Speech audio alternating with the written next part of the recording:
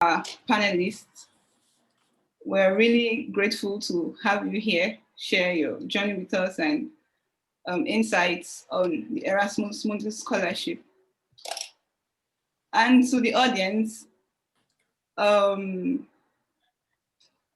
someone once said, it's always good to have questions when you meet greatness. So in this room right now, we assume these are the experts, and that's why we've come here to learn from them.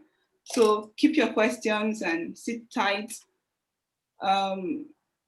as we go on through the session. If you have questions pertinent to whatever is being discussed at the time by the panelists, please feel free to just pop it into the chat box.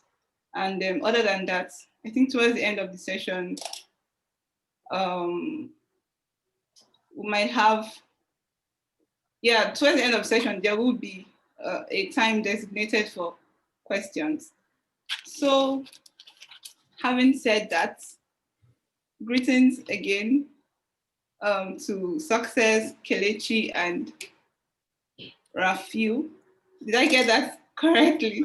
Of course, you really tried. How we accept that from you. But if you have to be a Yoruba, I might not think that. But you Sorry, really. can I get the correct pronunciation? Yeah, the name is Rafiu. Okay, Rafiu, right? Yeah. 90%. No. No. Okay, so how has your day been? How are you today? I'm good. Yeah. And how loaded are you on a scale of 1 to 10? Of course.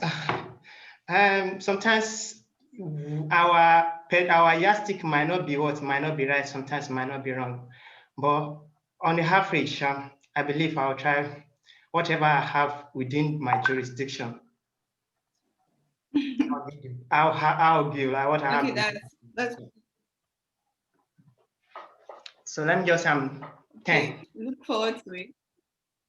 All right, that's good. Success on a scale of 1 to 10. How loaded are you? How ready? Okay, let time reveal that. Yeah. Okay, and Kelechi.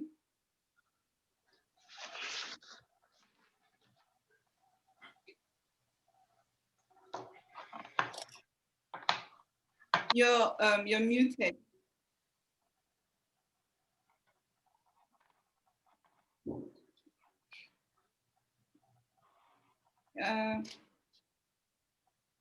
Kelechi, can you please unmute?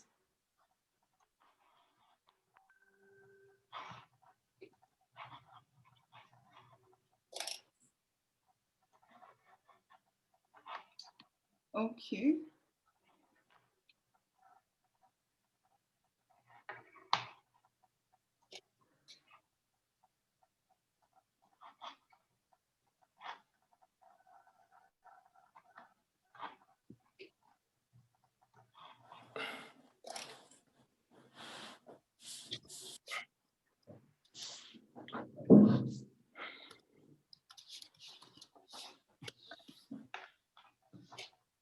That should be okay now.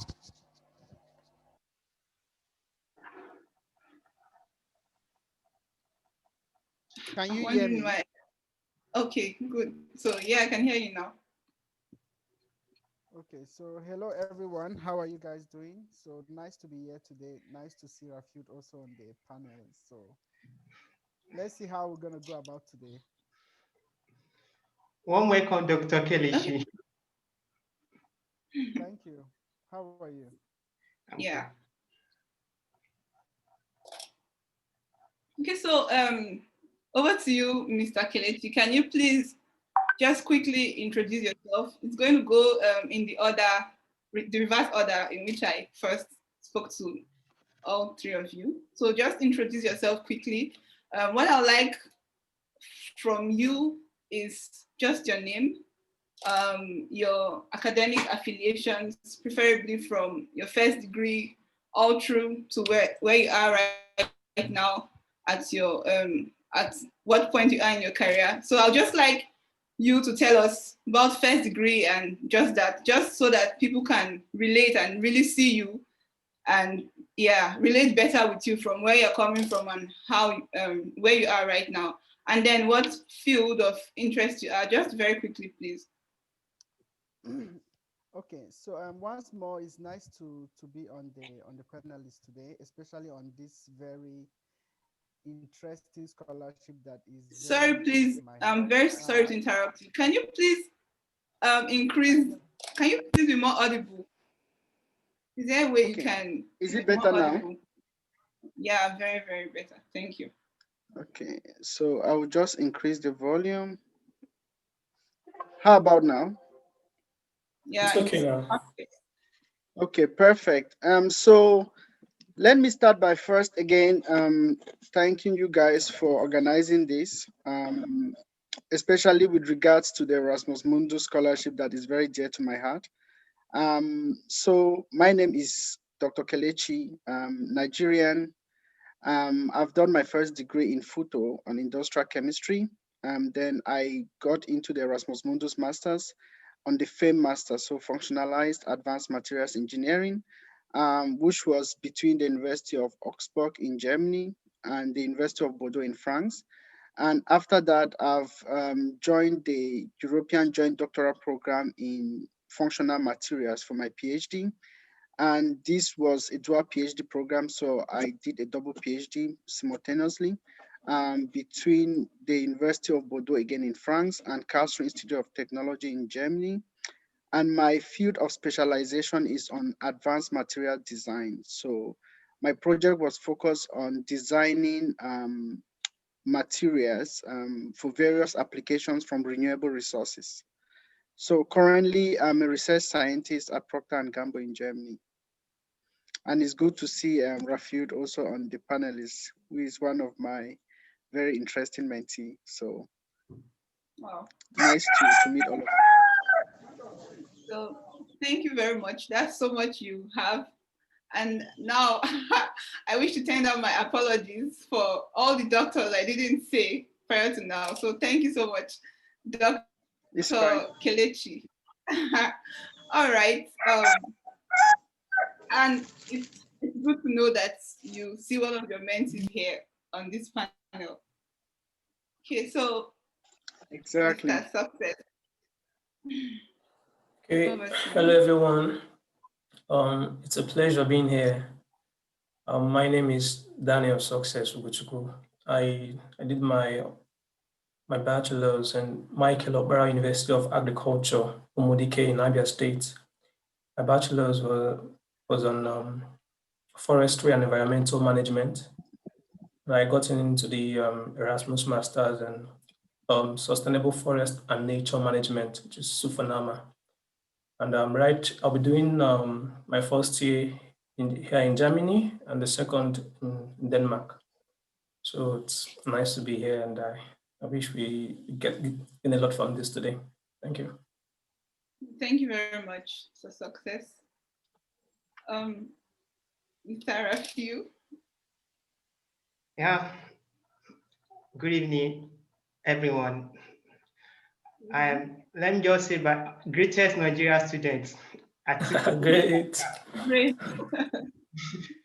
Articulate Bobo. Well, Hamoyela Kerafi by name. Can you hear me? Hamoyela Kerafi by name. Yeah, yes. Sure. I had my first degree in Federal University of Technology in Minam. My research focused on sustainable infrastructure and environmental development. So my first degree actually is in the field of civil engineering, but currently I'm currently a scholar of Erasmus Joint Master degree in flood risk management. Currently, my affiliated institution is Technical University Dresden, though after the semester I might be going to Netherlands IHE for my second semester, down to University of Catalonia in Spain, and from University of Catalonia I'll be moving down to University of Ljubljana in Slovenia for my third semester, to complete my third semester. Good to have everyone here this evening. Wow, Good to have you too. That's so much for an itinerary for the next couple of years or months, I guess. I just wish I could come along. So yeah, one thing that I found very common with all three of you is the transition from one place to the other. So I'm wondering, is it a thing for the scholarship? And sorry, while you answered that, I'll just like you to just give us an overview of the scholarship, um, basically. So when I hear of Erasmus Mundus Scholarship, what's that first thing I should think of? Just like I hear of some scholarships, I think of leadership. I hear of some, I think of. So what's summarily, what's the scholarship about? What kind of programs do they fund, and what are the benefits? Just quickly, Mr. Rafiu. Yeah, oh, Erasmus Scholarship is a scholarship by European Union. It's been established for like several years ago now. But when you are really talking about what the scholars intake, actually the scholarship intake what bringing people across the world to have what for a common development. Like it cover several aspect of discipline.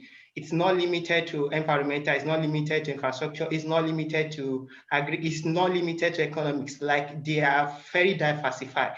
And this is a fully funded scholarship that is, it will give you opportunity to travel. Like the minimum of Erasmus is like you have to be at least 2 countries and at least 2 different universities. You can go as extent as 4 universities. Unlike my core program now, I'll be going to 4 different universities in 4 different countries. You now realize the adventure of moving and studying at the same time. And this is just a scholarship that is well equipped when in terms of infrastructure and in terms of funding. That is, at the end of the world, every month you are entitled to 1,000 euro as a stipend, and you are entitled to, depending on your location, if your location is within the distance of what 2,000 kilometers, you are entitled to 2,000 traveling allowance per hand, 2,000 euro traveling allowance per annum. And if I thought it exceeded 2,000 kilometers within the 3,000, below 3,000 now, I think your allowance will be around that 2,000. So if your traveling distance is above 3,000 kilometers to the hosting country. What I mean by hosting country is a country that oversees every affair of a cohort. In an Erasmus scholarship, we have several cohorts. Like you can be in, like Doctor is in film.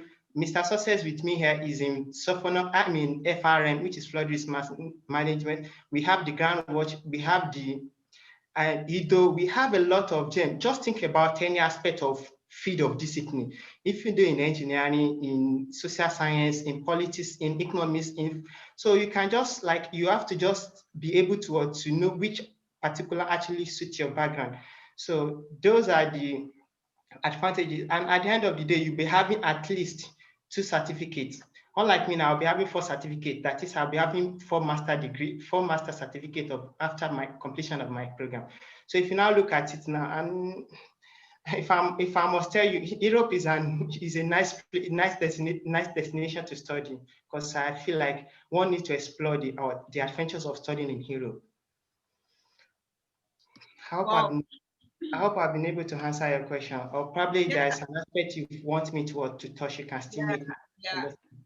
So that was really great, and I just have 2 follow-up questions, and maybe one I need one clarification, and the other is just a question.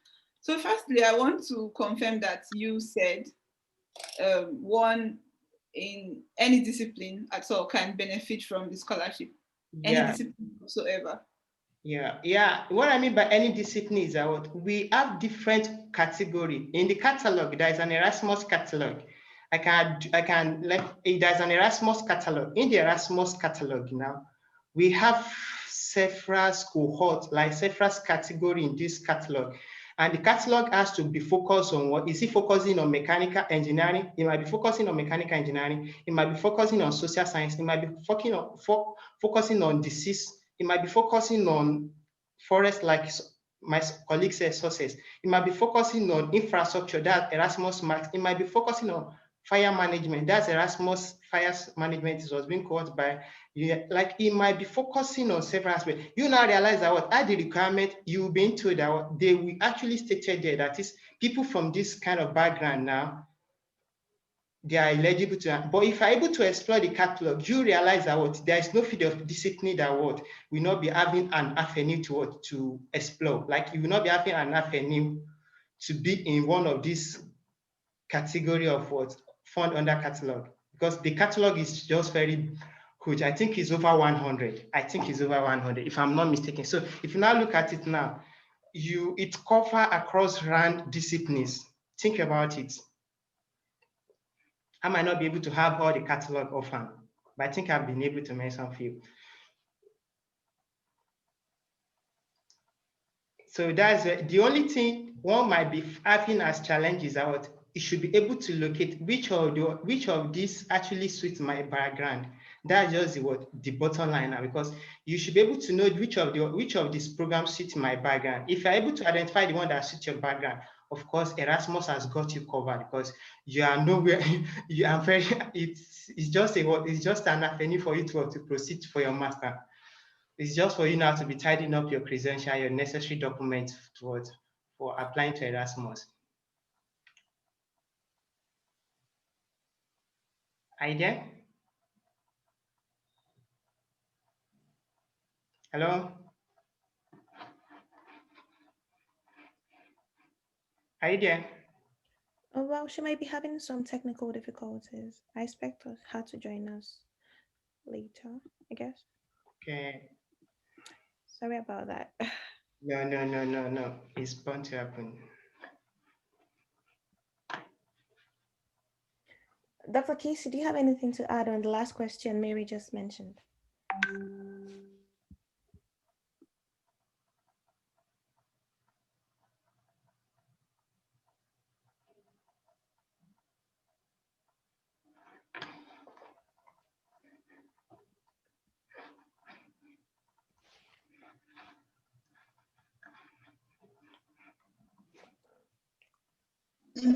Hello? Yeah, I think Rafute has really given quite a very good overview of what the program, or rather the scholarship, is all about. So, I mean, basically, if it comes to to a scholarship that has a very, very broad base, I have not seen anyone as broad as Erasmus Mundus. So you have programs from social science, applied science, um, from engineering, from like just name it. There is definitely something covering all these aspects.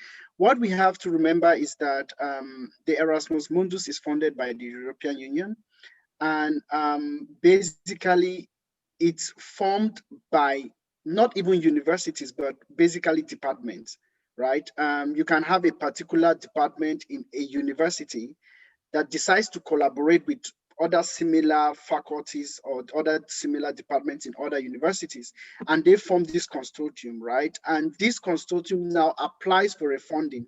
So that is also why typically each kind of program gets a grant for like 5 years, and they either have to renew it or they will not be given for the next year. So it's also important to check, because maybe the programs that I did, I think the programs I did is one of the most, or one of the oldest Erasmus Mundus program. FAME is now renewed for almost 4 different times at least. So the important thing here is that you need to always check to see if the program that someone, maybe Rafute says he's in flood and risk management, and next year that will be the end of that funding. There will be nothing again on flood risk management. Maybe a different program that comes with a different group of collaborators, but still towards that area of flood risk management. So you need to be careful to always check to make sure that the program you are interested in or you heard about is still being available for the coming years. Great mention. Thank you so much. Ochuko has joined us. Justin, welcome. And if you would like to introduce yourself, and then Ochuko, you can take over. Thank you. Yeah, thank you so much, Gift. And sorry, everyone. I just encountered some challenges. My apologies. So yeah, welcome, Mr. Justin. Yeah, can you please introduce yourself, your name, your field of study or your discipline, and then your affiliations from first degree up until now. Thank you very much, moderator. I'm very sorry for joining late. I think I explained to Lydia my situation to join late. My name is Justin Ugu. I studied electrical engineering from University of Nigeria, Nsukka, and currently I'm an Erasmus scholar at studying sustainable transportation and electrical power systems. My first mobility is in Portugal, Institute of Engineering, Coimbra. I'm presently in Coimbra right now, and I will be leaving Coimbra to University of Nottingham for my second semester in February 2021.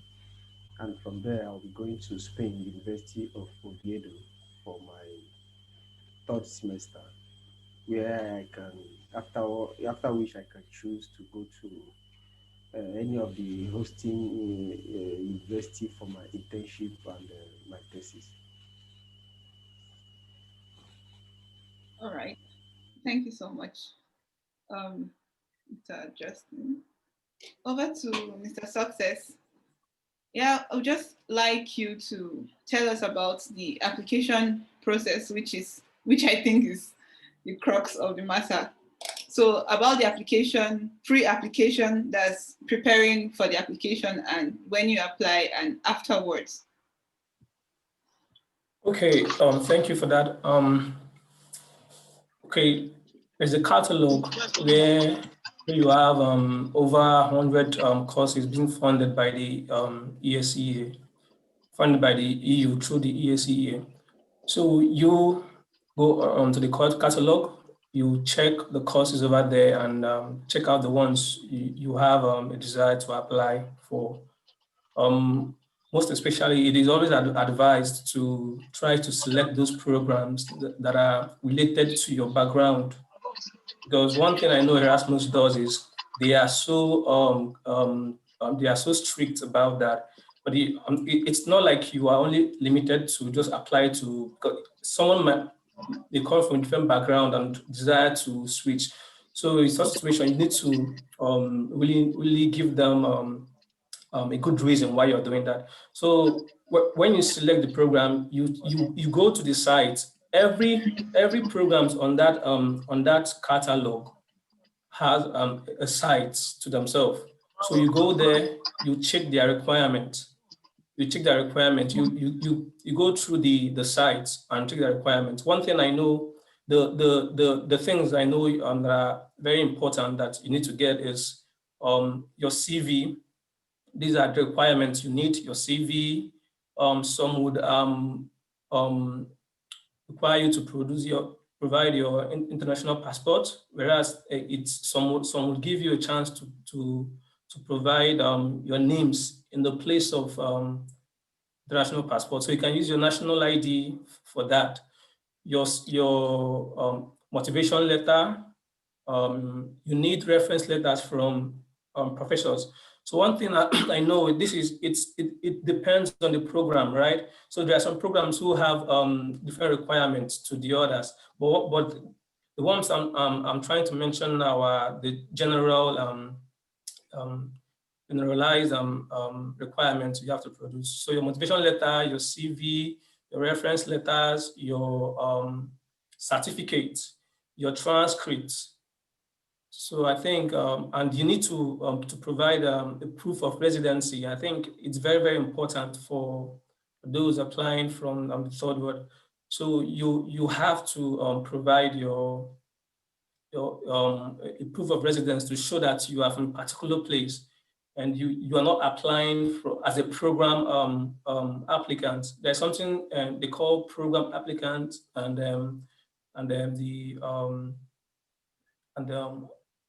the one from those who are applying outside Europe, that's participant program. So I think that's, yeah, thank you. So I think that's basically the things you need to provide. Let me do a recap. Your motivation letter, your transcript, CV, proof of residency, either names or international passports, and transcript, I think. So. Okay, thank you very much. It's a good thing you touched on individuals who switch careers, because I think it's quite normal for people to opt for an opportunity, not necessarily because they've had, not necessarily because it has been their path, but then because it's an opportunity. So thank you. I just want you to quickly tell us, is there a limited number of time one can apply? If I apply this year, don't get it, what are my chances next year? So what is it like? Is that to me or to me? Yeah, that's Okay, to you. please. Okay, please come back again, please. Excuse me. Yeah, I said, what are their policies around reapplication? Can I apply several times? Yeah, you can apply several times. That is if you don't get in the first time you applied, right? Yeah. Is that okay? So yeah, you can continue applying, and but the thing here is, if you don't get in the first place, that means there are things you need to work on. You need to go back to the drawing board and work on things, because work on your profile. Let me be specific, because when you are applying, one thing about Erasmus is it is very competitive. You can see Erasmus in a particular program, they only have the maximum to pick just 3 persons from one country. And even at that, it's not as if they are picking in persons all over the world.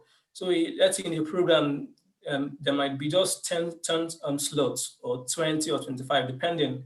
So in such situation, you find out that it is very competitive. That means if you don't get them the first time, you are allowed to apply until you get. But the thing here is, if you're going to apply the next time, try to make sure you're doing something differently this time. Trying to make sure that you're building your like you found out why you didn't get it at the first place, because that is very, very important. It is very, because if you keep applying with the same application every year and every year and every year, trust me, it will be the same result, because Erasmus is very, very competitive, very, very. So the thing there is, if you don't get it at the first time, you really need to go back to the drawing board and check out the things you're missing. And yeah, you will always throw in your shots, and hopefully it happens. Okay. Thank you very much. And Dr. Kelechi, I see you on the chat. Thank you. And I'll also like to implore that our panelists, when they can, just help answer the questions ongoing in the chat for the sake of time. Okay. So Dr. Kelechi, I would want you to please tell us basically now about the quality of applications with regards to CV, reference letters, and if it's a statement of purpose, or whatever documents or essays or whatever it is that one needs to put in. So about the quality itself, how can one make a good and competitive application?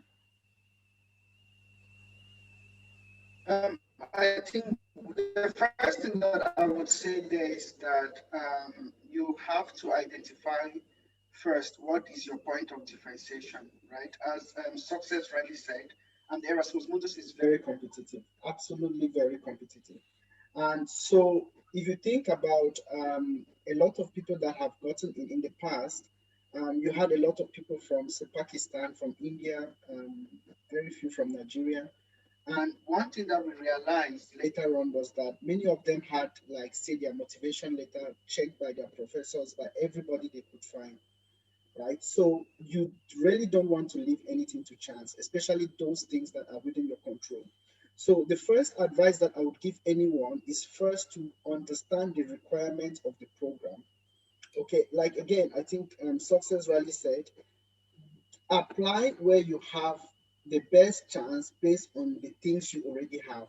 So if you want to switch a field, I don't have a problem with that, but just be aware that if you are not eligible, then you're basically wasting your time. So first, get sure that you are eligible for that program. That's first. Then when it comes to, say, your motivation letter, the first thing that you want to really understand is the program you're applying for, right? For me, if someone says, what is motivation? One way that I always describe it is how do you convince someone, right, that you have what they are looking for and they have what you are looking for. Remember, as I said initially, these programs got funding to achieve a particular goal. Okay, that money was given to them to achieve a particular goal. So they are going to be judged. They have metrics of success that will be judged based on the outcome of the students that they hire, basically, right? So they are very, very interested to make sure that they meet that success. And that is why you will notice that some programs do not get refunded simply because they are not meeting metrics based compared with other new programs that are coming in. So you need to understand that you are a key part in making them succeed. So it's not just them wanting to give you scholarship or money, but you are also going to enable them to achieve success. So you need to understand what is the requirement of that program, and you need to become the ID candidate. So the ID candidate, to me, again, is someone that has aligned themselves to what the program is looking for. So if you understand the requirement of the program, you have to break in the requirements into your own life. So your motivation letter has to be very, very personalized. And that is why, to me, it's completely useless when someone says, I want to see a motivation reference or sample so that I know how to write mine. No, you have to differentiate yourself. And since the motivation is one of the, it could be motivation, it could be personal statement, it could be even essays, right? It's all transmit the same message. You need to personalize your motivation letter based on the requirements. I'm not saying you go and pick up requirements and you start itemizing them in your motivation letter. You have to pick the requirements, understand what that means, then align yourself to be that ID candidate. Okay, that's on motivation letter. And the same is true for CV. So Erasmus Mundus, you are allowed to apply to 3 different programs within the same year. Now, if you apply for 3, it doesn't, none of them stop you from getting the others. In fact, I've had mentees that got 2 different Erasmus Mundus programs the same year. So even if some could even get the whole 3, right? It's possible. So it means that one doesn't make reduce your chance. Some people might say, maybe if I apply to 3, maybe during an interview, I might be asked, did you apply to some programs, and you want to lie about it because you feel that if the program knows you're applying to others, they will not give you. In fact, to be sincere, when you are good enough, the program would really want you to, in fact, they would want to convince you to choose their program versus the other program. So you need to understand how important for you to be that ID candidate. So your CV has to be unique to the program you're applying for. You cannot use the same CV for 3 different programs, except they are the same, which is very unlikely because, again, take note, the 100 programs on Erasmus Mundus, they are not the same. I think Success really tried to give a generic overview of what could be obtainable in these programs. But you have to take note that the 2 programs are not the same. They are not managed by the same group of people. They are not managed by the same universities. They have different rules. So make sure you align your CV to that particular program. Does it take a lot of time? Yes. And that is the first thing you should come in with. When you want to apply for a scholarship, just put it in mind that this is a job, okay? It takes time, it takes effort. So don't do, I want to apply to 10 programs so that I increase my chance of getting one. No, less is more. You had rather spend your time on 2 applications and giving your 150% shot than applying on 10 for which you are not able to give 20% on any. So it's important to personalize your CV. Your motivation has to be personalized, right? It's not really about telling stories, things that are not helping you to achieve that scholarship or to show yourself as that ID candidate. Then your recommendation is very, very important. And I think I've said it in many, many webinars that to whom it might concern, generic motivations doesn't help you, okay?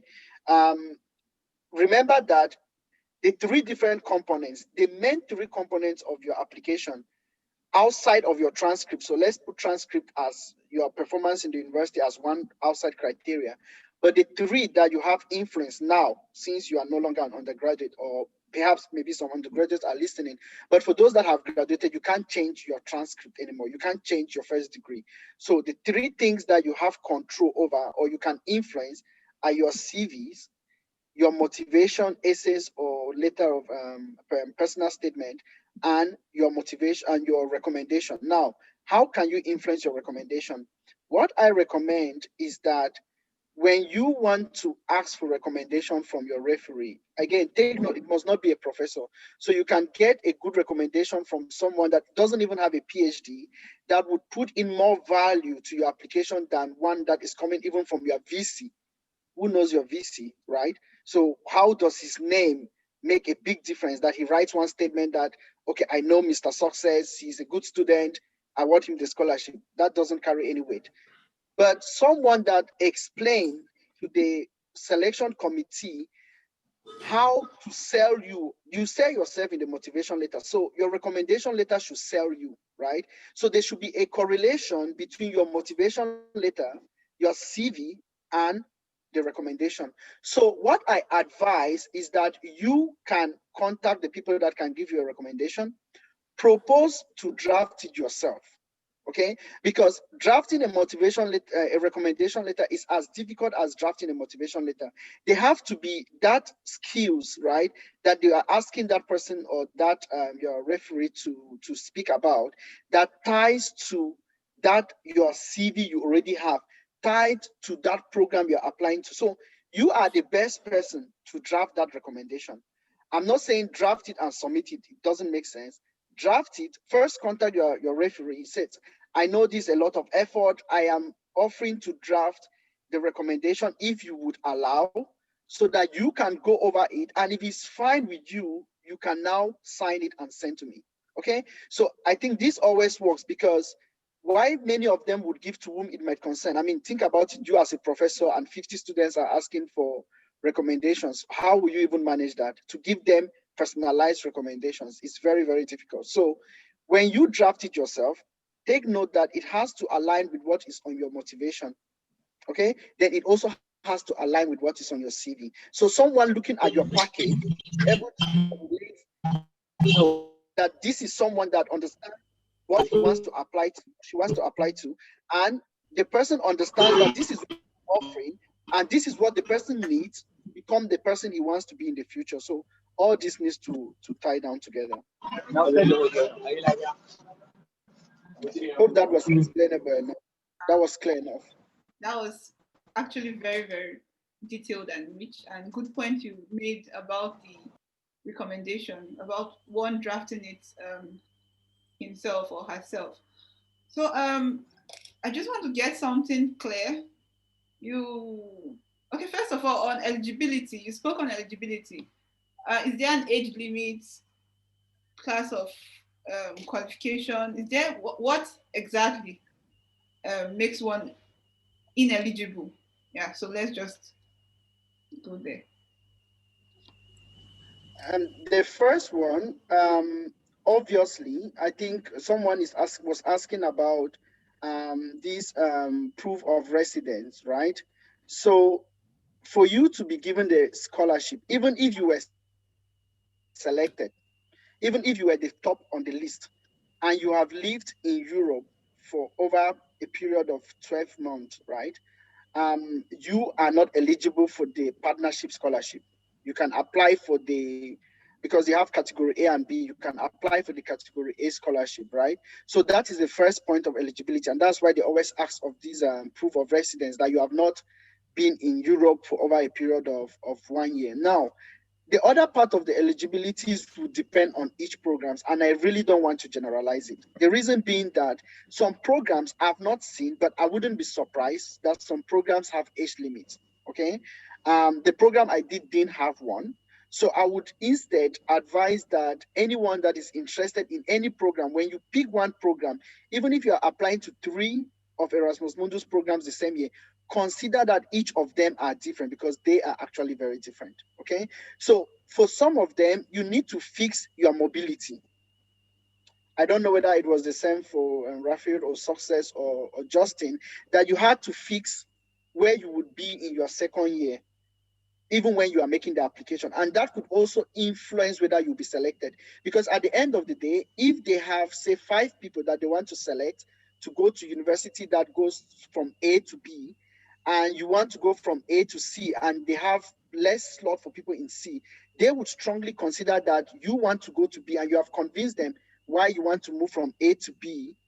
They will not be able to give you that scholarship because it doesn't help you to achieve your goal, right? So you need to think of eligibility really on program to program basis. Don't generalize it, and check the requirements. For some of them, I always advise when you rank the programs that you want to apply, the scholarships you want to apply, you can also rank them. You can also rate yourself like, okay, maybe the program says minimum of a first degree in biology. Maybe I have a degree in chemistry. I would rank that as perhaps a 2, right? Then I would follow up with the program and try to convince them. If I find out that this is a program that I don't have any better choice, any better option in 3 other programs, I could still select this. But before even doing any work, I would contact the coordinators. Their contacts are on the website. I would contact them and say, I have a first degree in chemistry. I have this background in biology, in this, and this. Am I allowed or am I eligible to apply? Okay, so make sure you get that confirmation before even starting your application, so you don't really waste your time on something that will not be considered. Okay. I think we lost. Okay, yeah. Thank you so much, Dr. Kelechi. So over to you, Mr. Justin. So I would like to know, applying for Erasmus Mundus as a scholarship, is it as a scholarship having a different component from applying to the universities?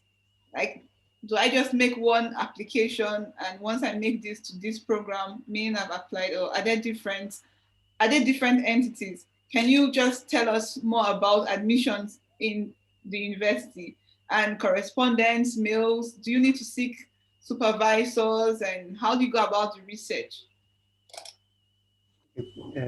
Thank you very much, moderator. I would like to speak specifically on my program because Erasmus Mundus Scholarship is very wide according to what our brother Rafi have said earlier on. I will be speaking for the 3 program I applied for. I applied for 2: the renewable energy, marine environment, and sustainable transportation and electrical power system. So in the application, we only made only one application. There is no, we did not search for supervisor. You only go to the application portal, complete your application there, and submit. Before I go to the details of everything, I would like to add more to what my mentor, Dr. Kelechiku, have said. In selecting a, program, what I did personally was to go to the catalog, which I've sent to the chat box. I went to the catalog. First of all, I selected up to 10 programs that's related to my field, electrical engineering and electronic engineering. So I now have to go through the program websites one after the other, looking at their specific requirements. For anybody trying to apply to this field must have this so and so background in this field and the other. So I have to reduce my choices from 10 to 5. So in that 5, I know that I have maximum of 3 programs to apply to. So I now have to check, also go detail into the each university website that it is, and also the course content of each of the program. So I now streamline my choices to 4. That now comes to is only the STEP program that stated that electrical engineering is a basic requirement for anybody applying. I have to now send mail to the coordinator of renewable energy in marine environment, and also because I don't have any background in renewable energy, and also sent a mail to the coordinator of DENSIS, asking them if I can apply to this program because I don't have any background in those areas. So they okay me to go ahead with my application. So that gives me a go ahead according to what Dr. Kilichiku have said. So in that, I only need to go to the program website and start my application. You don't need to email any supervisor or contact any school for like looking for supervisor before application. So for also my program, I will also have to, because I have so many background questions based on the requirement for sustainable transportation and electrical power system. So in applying for sustainable transportation and electrical power system, you have to, these are the most important documents you need to put in place. The CV format, because so many people are asking me which format are they going to put the CV. I think it's general to all Erasmus, but I can't generalize it at this point because I don't know much about other programs. But for the STEP program and the REM, you have to put your CV in Europass format. And also for STEP specifically, you need to have a test of English language proficiency, either TOEFL or IELTS. It's very, very compulsory because if you don't have it, you will not be selected for the interview. So, and also you need to draft your motivation letter just following the step, the guideline or what Dr. Kilichiko have explained earlier on. Proof of residence.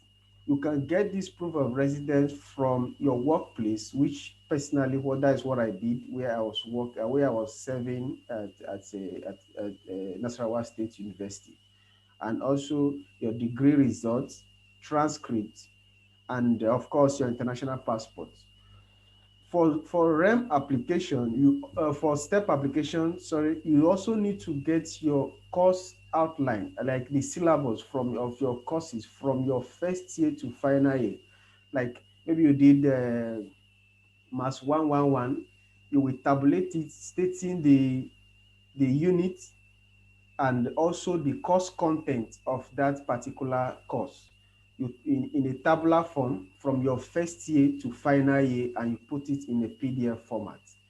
Is part of what you upload on the application portal during the application.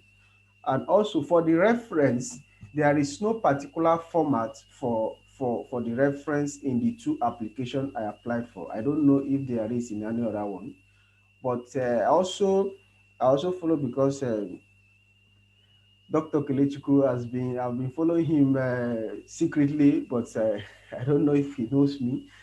So what I did was to draft my own. I requested for my referees, my undergraduate supervisor, and also a professor in my school, to for me to draft out my reference letter, which I did and submitted to them. They made correction, and because I needed to upload it myself, it's not them that will upload into the application portal.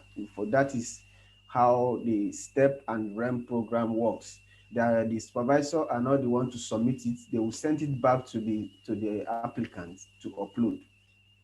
Okay. So I don't know if I'm taking much time.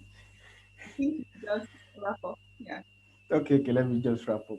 So they drafted the stuff and sent back to me. So I was the one that uploaded my recommendation letters with their own format. The format they used was using their own letterhead, uh, letterheaded paper of their office, and also the stamp and sign. That is the only format I can see in my own case. And okay, maybe subsequently I can still add more things. Thank you. Yeah, thank you so much, Mr. Justin. So, as the saying goes, he who wears the shoes knows where it hurts the most. I see we have so many participants, and I'm very sure by now they'll have a lot of questions. And we have some on the chat box already. Some have been answered by panelists. I'd like us to just go over the others. And please, for the audience, should you have a question, feel free to interrupt me. Feel free to interrupt me. If you want to put on your audio, it's fine. If you want to put it in the chat box, it's fine. So let's maybe use the next 15 to 20 minutes to take questions. So please don't interrupt the panelists, but you can interrupt me. Okay. So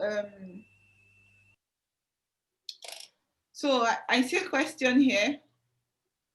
I don't know if it has been answered. About proof of residence. Can Mr. Rafiu just quickly? I think I've seen follow-up questions about this residency thing. A proof of residence is an essential document. This is a document to corroborate that you've been living in the country and you've not gone outside the country for a short period of time, like this, probably in the last 5 years, I think. So what is important there is that there are many options that we have. Some are using local government. Some are using recommendation from the office.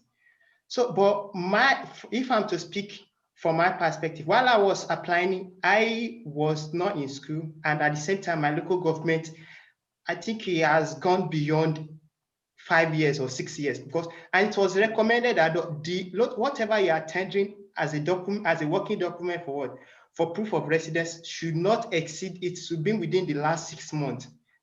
I think you understand that clause. So that clause is now, I've been constrained. I cannot tender my 5 years. So now afterwards, to collate the two together, definitely I have a letter from the office. And at the same time, I attach the two together using CAM scanner, making it a one file. I don't know if you understand. So now, but it is important here, why the letter is going from my office, is going with letterhead. At the same time, I try to be to be genuine. I did not generic. It's not like to whom it may concern. I basically address it to the hosting institution. The address, of course, the letterhead has its own address. I don't need to bother about the address sender, but the recipient address, which is addressee, now I have to clearly describe the address. Now at the same time that Rafi Oyelaki has been with the firm for a period of this year, has been undergoing his postgraduate internship, stuff like that. He has been within the Nigeria. He has his first degree. Like I'm only trying to give an overview of what the content of the letter might be. If at all you want to request for search from your office, that okay, he has been in Nigeria, he has his undergraduate, currently he's working with us, and he has never been out of the country yet. So for this social period, we hereby affirm that is. So now probably the appropriate personnel now have to sign the document, stamp it if at all the company, such company has stamp. However, you can just use it, you can go and reapply for a local government within 6 months to tender. So that's another viable alternative, provided for some of us who might not be in a working place currently. And some other things we might probably do is that we might be opportune to see someone who can actually assist us. Please, when you are seeking for assistance, be clear in this context. Like this, don't just seek for assistance from someone who is whom you are like he was obliged. Not that there's no willingness in it. Like if at all you are requesting for it from a company that from someone, or probably someone you have a relative who can actually assist you, that with that kind of letterhead and stuff like that, it's as well okay. But at the same time, you can as well go for local government. I think currently it should be around 3,000 for people from Osun State. I think it's within 3,000 naira. I don't know for other states. Some other states are free, most especially the northern part of the country. All right. Thank you. I'd like to add. Sorry, okay, let's so, okay, yeah, it's fine. Yeah, I'd like to add something to that. That proof of residence is used to show you either a program applicant or not. But another thing I want to point out there is that same proof of residence, it's used to measure the distance from where you are and the hosting university. Like some of my colleagues, like like if your distance is less than 4,000, you are paid 2,000 for your travel cost. But if it's more than 4,000, you're paid like 3,000 for your travel cost. Now it is with this proof of residence that you are used that you can use to measure your distance as well. So it's, for me, it's always nice or right to get one from your LGA, because let's say you're working in Zamfara. You know, Zamfara is closer to the Europe than from, let's say, Abia State. And someone who is going to Portugal, if you check the distance, it's going to be less than 4,000. And in that case, your pay for your travel cost is going to be less, for like 2,000. So let's say you're based in Zamfara, you work there, but you're from Abia State. I would still advise, if there's any way you can go back to go and get one from your LGA, because your proof of residence is used to also measure the distance from the place you stay in Nigeria and your hosting country. Thank you. Okay, thank you. Good point. Very, very important, because you could basically just lose a lot of money simply because you don't understand how this is being calculated. So, very good tip. Thank you, sir. Okay, yeah. So thank you again, Mr. Success. I see questions about waivers, IELTS waivers, application fee waivers. So what are your thoughts, Mr. Kelechi, on waivers? I know there are several schools of thought. Some people believe pay the price and it could maybe give you better chances. Some believe just apply for waivers. So what are your thoughts on waivers, both for IELTS and application fee and whatever? Application fee is a different component altogether. I think if you ask for a waiver for an application fee, I now see that some Erasmus Mundus programs have application fee. If you ask for waiver and it's possible that it can be waived, that is fine. But I would not also advise people to shy away from paying for an application fee if they can afford it. Look at it as an investment. But of course, it also comes down to the question about how confident are you in the application? Yeah. Just to give a bit of, just a very fast story. A mentee of mine was applying for a scholarship in China, if I'm not mistaken, and needed to pay about 40,000 Naira application fee. He reached out to me and was like, should I pay or shouldn't I? I said, why would you not want to pay? He said, it's expensive. I said, what is the worth of the scholarship? Hundreds of thousands every month, okay? So what are your chances of succeeding? Okay, we are now like 5% left. Why don't you pay it? Why don't you risk it if you know you could get it? So he listened, he paid, he got it.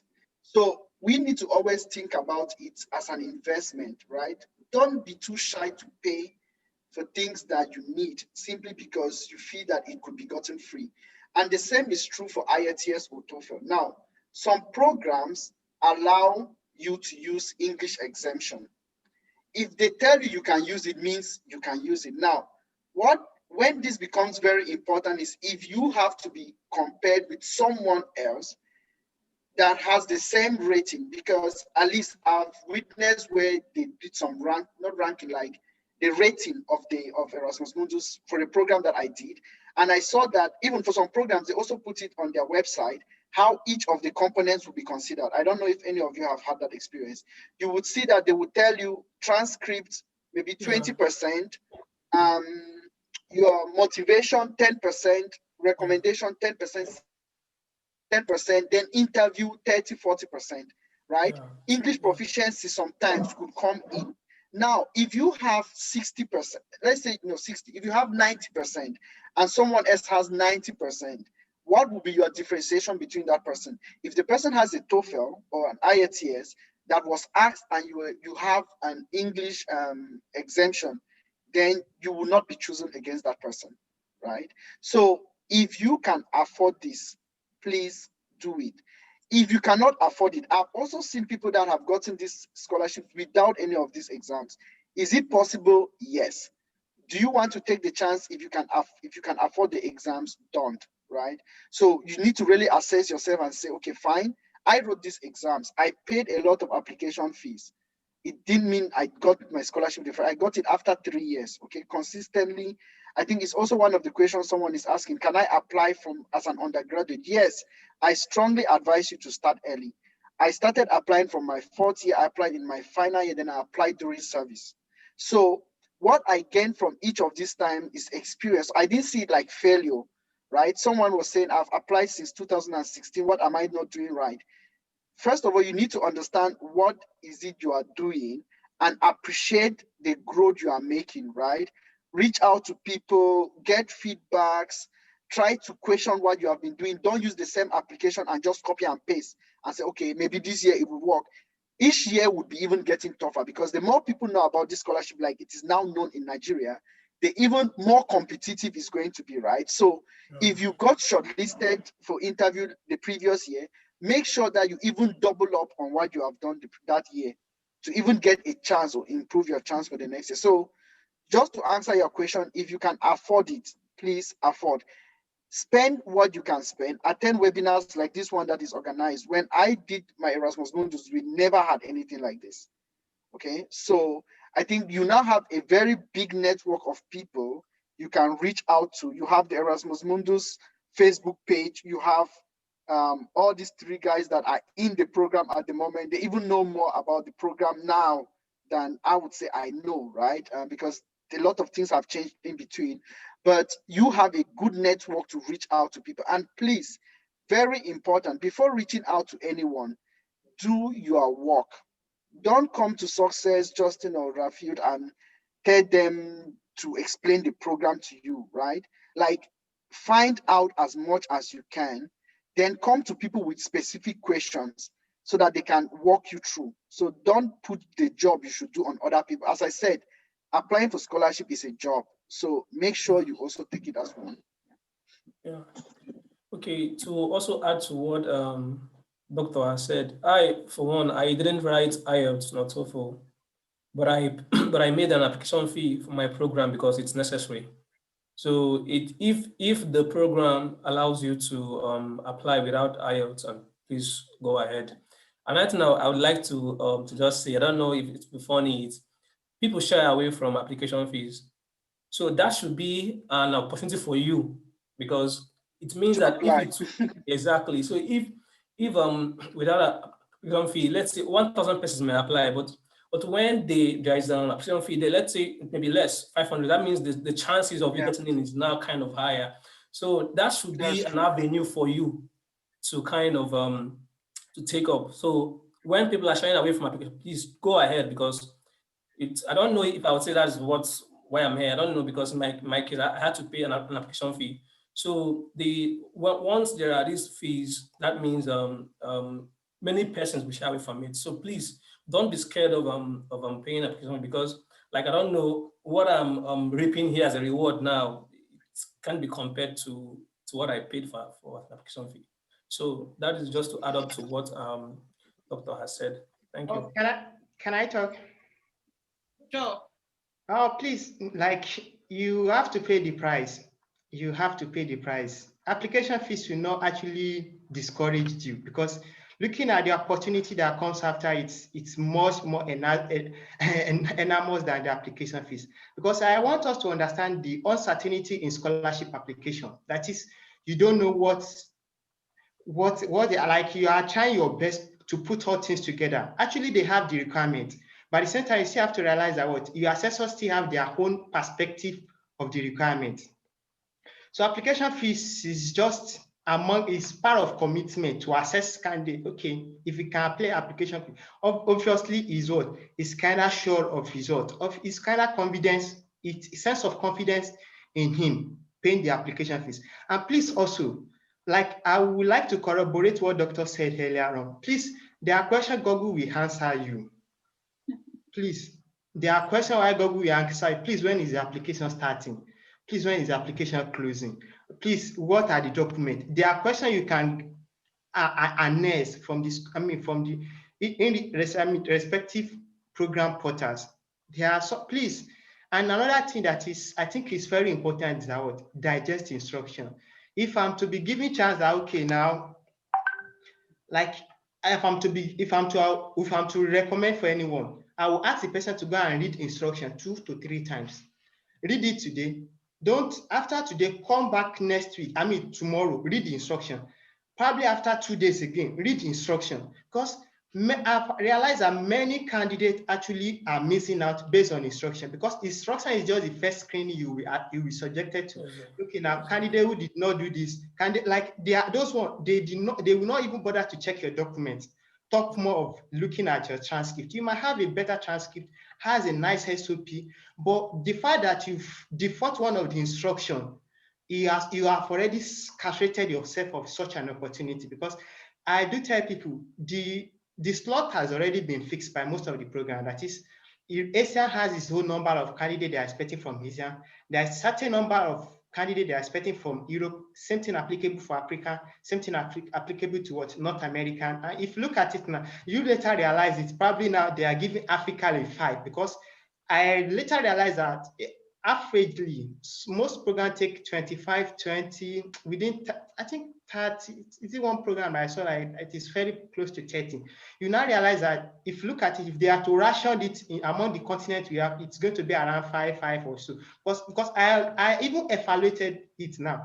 If they gave this 20 slots to Nigeria alone, you realize that the people we apply is more than 20 slots.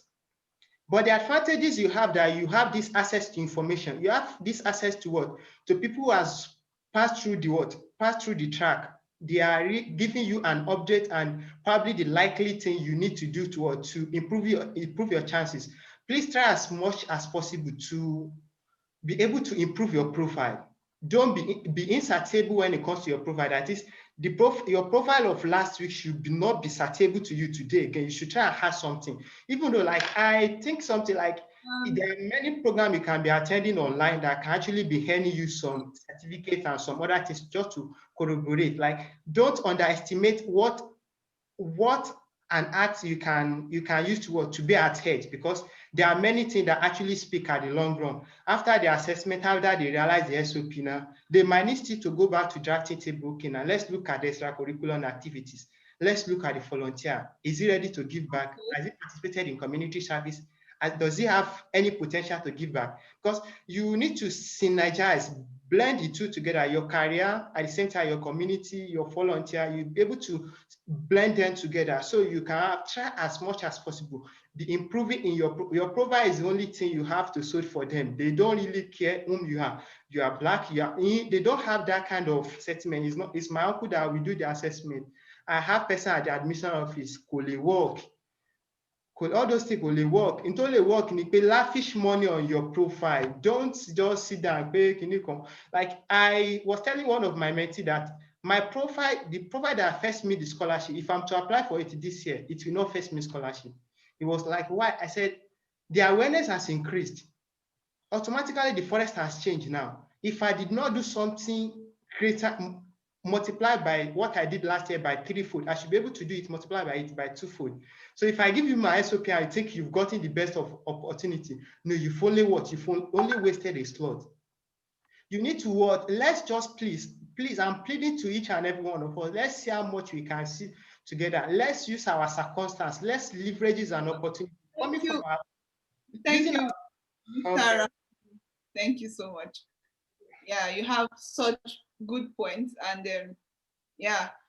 But for the sake of time, I'm really sorry. We'll just no, I can't understand it. We are time bonded.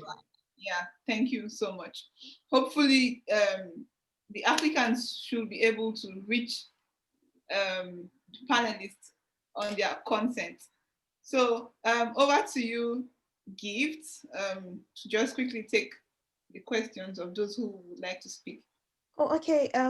Samuel, your hands are you have your hand raised, but I'm not sure if you just put your question in the chat box. If you would like to unmute yourself and go ahead, that would be great. Thank you.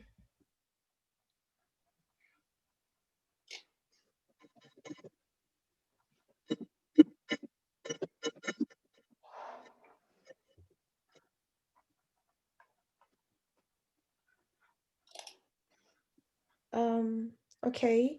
Maybe we can take from Chibuzo. I don't know. Chibuzo, do you want to unmute yourself and ask your question, please? Hello, good evening. Hello, good evening. Can you hear me? Yeah, how are you? Okay. I'm fine, Doc. Good evening, Doc. Good evening, Success, Daniel. Good evening, sir. Good evening, everybody. Okay, my question is actually kind of simple. I wanted to ask about notarization. So I went to the court to notarize my transcript and my certificate of residency. So they said I have to go and meet a private lawyer to stamp and emboss. But alternatively, I can still stamp it in the court. So I was kind of, that was yesterday, I was kind of confused, and I was happy that this event was holding. So I wanted to like ask, which of them should I do? Like, I don't understand the difference between the two of them. Okay, let me try to come in there because I think we are from the same school. Hello, Chibuzo. So I got my transcript as well, and I took it to the court. I don't know, but for me, I had someone in the court. I know someone over there. So she helped me, she stamped my transcript with this seal. And also she signed. But what she did was she only stamped one page because you have to pay for the seal. So that seal was dropped on one single page, and then her stamp, she stamped all the pages of my transcript and signed it as well. So you can get that in the court. So for me, I think it's one of the best since it's closer to you. I don't know if I've answered the question, but that was what I did in my case. And also, I think if one court actually is not responding to your request, you can try another court. Yeah, any court can serve, yeah. So please. Another point just to add in here, that we remember there's a difference between notarizing and legalizing. Okay.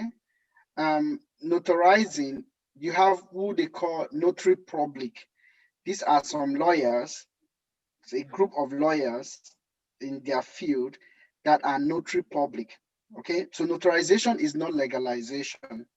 But I understand that most times, in fact, in some cases, you are asked to like legalize your documents, right, in the embassy. I think for some people, they had to go to the Belgian embassy to legalize their document, not in a court.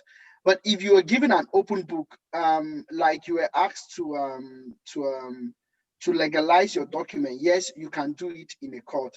If you are asked to do notarization of your document, you have to go to a notary public.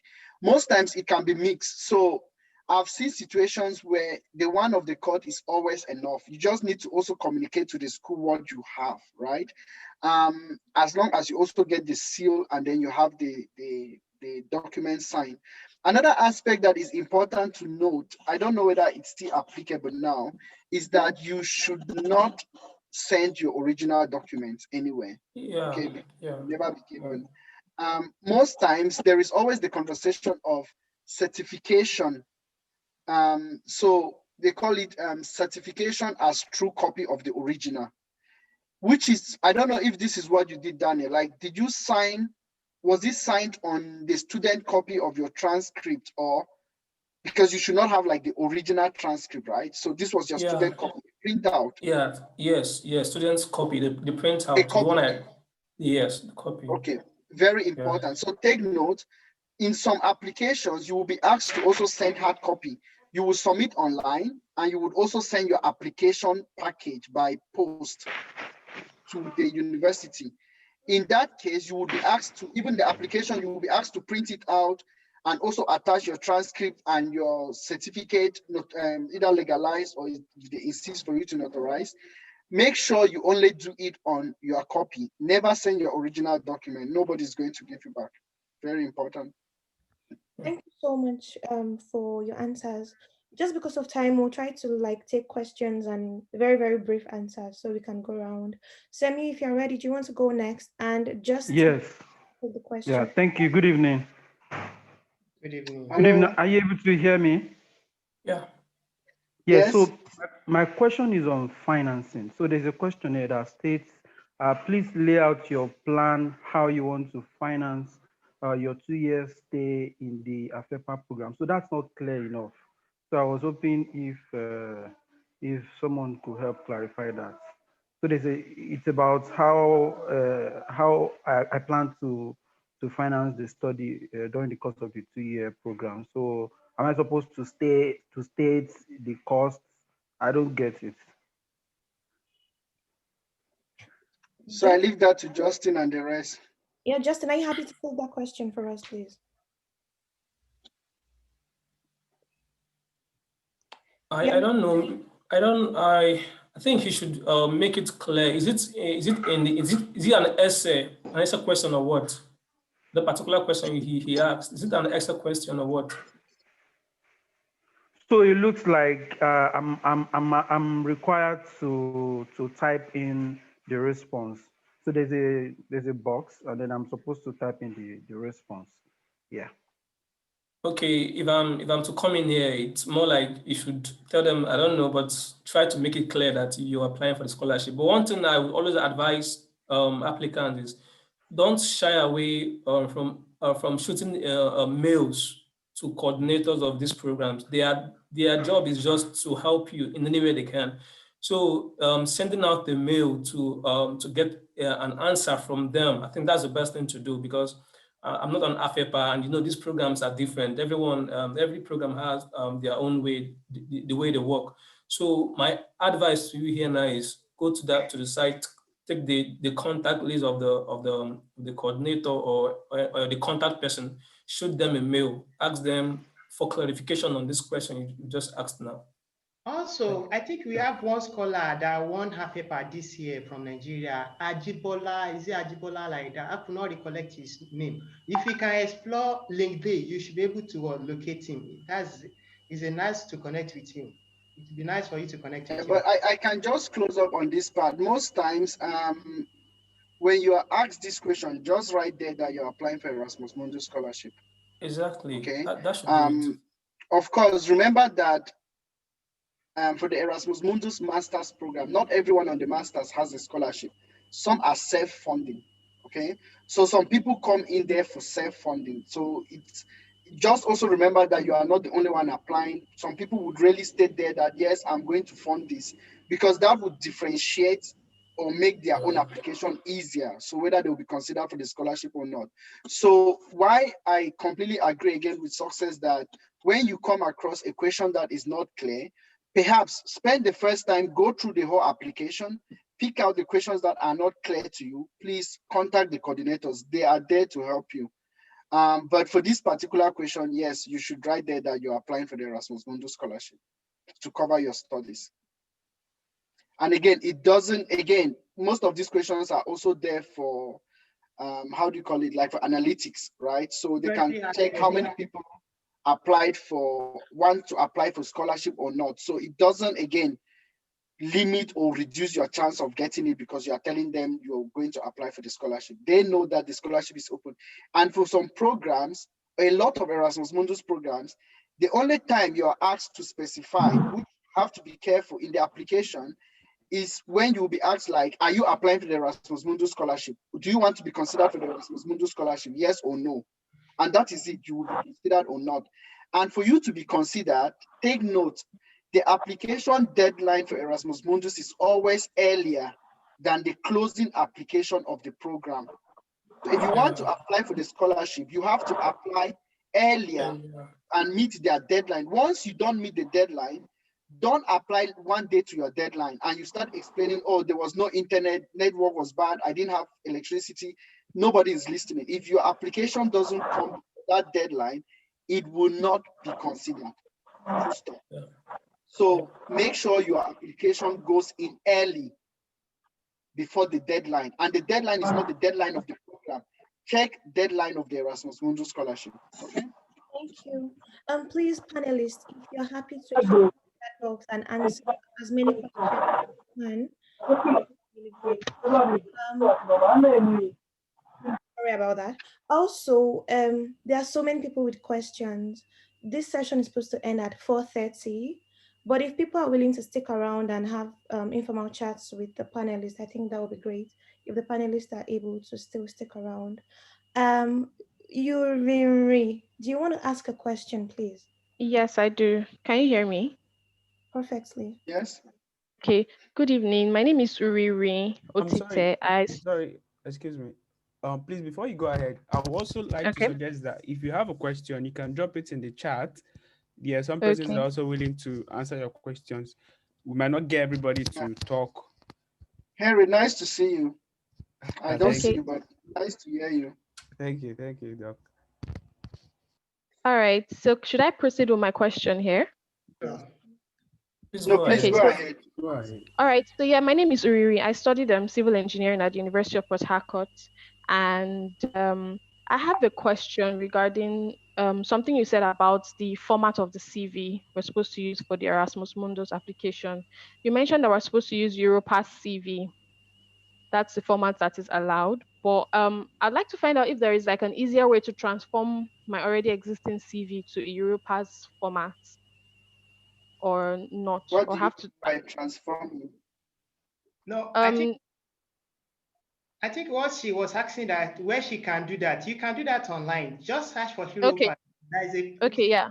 There's anything for you at the internet to what to fill in your document. If at all you've already have it in Word, you can actually export for you to what to convert your document to Europat format. Okay. Okay. All right. I'll Yeah, do yeah. that. So Don't that forget to hybridize, please. That is, if you're having a professional background and the same time you're having an academic background, try to hybridize the two. It is important. Okay. All right. I yeah, have and one there last are question before. Okay. Sorry. Go ahead, please. Okay, I wanted to talk about that Europass because it's not something like you just type it out. It's online, but make sure you follow instructions because that is the way Europe works. Make sure you just try to, because once you go to that Europass, you find out that a particular heading, they would want you to present yourself in a certain way. Please follow that. Please follow that because Okay. yes, that's how it works for them. Okay. So I have one last question before I go. Like I mentioned earlier, I studied civil engineering, and I have gone through the Erasmus Mundus list, and I found out that there's actually limited courses that I can tie back to civil engineering because I noticed that there is no fame this year, I think. So I'd like to find out from Rafiu. I think he said he studied civil engineering as an undergrad. So I'd like to find out if he thinks that advanced design of ships and offshore structures M-shape. ties with, M-shape. yes, M-shape, yes, You if can it's a apply. good choice. MSIP is a good choice, though the focus is mechanical. At the end of the program, you'll be given a certificate that has to do with what offshore structures. But you need to realize that MSIP is you are eligible as a civil engineering graduate. And also, I think smart city should be out this week because as our last week, I was talking with my to actually apply for it. Of course, smart city is a great Smart opportunity. city. Smart city. Okay. Just search for Erasmus SMACCS. You just something like smart city. Check the catalog. Okay. Okay, I'll check for it. You Thank you can, so much. you're welcome. You can also check for Erasmus fire safety and it's been Yes, Erasmus. yes, IMFSC, yes. That's Yeah. one of the ones I'm applying for as well. Of course, there's Grand Watch. You're eligible to apply for Erasmus Grand Watch, Erasmus Flood Risk Management, Erasmus IMT, that is Environmental Management Technology. It's just been managed by HIE, our one Bangkok, AIT, Asian Institute of Technology, Thailand. So I think you're still as well eligible to that, sir. Okay. Yeah, Thank you so much. Let me close up on this because I think it's very important. I remember that when I wrote the I don't know, I think many of you read it already. This guideline for Erasmus Mundus Scholarship, that was last year. One of the points that I focused on was with respect to what Erasmus Mundus Masters do. Because I got a lot of people coming to say, I've checked the catalog, I do not see something in my field. And I'm asking, what is your field? Did you check how your field can be applied? Did you check what is the link between your field? As long as a program says, if you have a background in chemistry, you can apply to advanced materials. means you can actually do advanced materials. There is a link. So before ruling out that you don't find anything that you can do, make sure that you try to think the other way around. What can my program get me to do? Then start looking from those other aspects. So again, I think this really ties down to this example where Raphael is giving you examples of things that you could do as a civil engineer because you are eligible. But if you go and say Erasmus Mundus Masters in Civil Engineering, you will not find any program. Okay. Okay. So Let me say something. Let me also say something here now. It is very important to know that the courses, when you check the catalog, you find out that the courses are way different from what we know as courses in Nigeria. So you don't expect them to just say, oh, this one is the one for biology. No. Those courses are there. They are presented in a way that they cover almost like all of them, the 120 of them there, I think they cut across almost all areas of study. So what you do is go through the catalog, try to, there's a filter there where you can filter your area of studies. Then you try to filter that, and you will surely find courses that are related to the area you can apply. As the doctor has said, like in my own case now, it's forestry, but they also give room for economics, for botany. So it just the names are just in a way that the serve as an umbrella to cover some courses that can fill in. So that's what I have to say there. Oh, to give a recap of it, she can also apply for BIM, Build Information Modeling. But this is for everyone. Like, I want everyone to just think, if I study mathematics, which area can mathematics be applied? The moment you know area where mathematics can be applied, the only thing you need to go to the catalog, check anyone that match that area mathematics can be applied. You will definitely find that you are eligible. That's what I learned from Erasmus programs, because they are not really thinking about your theoretical background. They are only thinking about industrial application of the course. That is, industrial application is what matters to Erasmus mostly, and you need to understand that. Please think about your application anytime you are looking for my program, which program suits my background. Where is your program? Where do you work? As in your program, where is being applied? It's very important as well. Thank you so much. And that was a very good ending. We have overstayed our time. And I just want to remind people who have not asked their questions that this meeting cannot be exhaustive. And this is just the start of an ongoing conversation until the application cycle is closed. On that note, I would like to ask the panelists if they want to maybe share their Twitter handle or a way by which people who have questions can contact them. If they're okay with that, they can use the chat box, and otherwise I will get in contact with you guys and share your Twitter handle on our Twitter page. Thank you so much, guys. Thank you, panelists, for your time, for sharing your wealth of knowledge with us. And this meeting will still be on for the next couple of minutes. So if you want to still have informal chats, that is still all right. But I will stop recording now. Thank you and have an amazing weekend.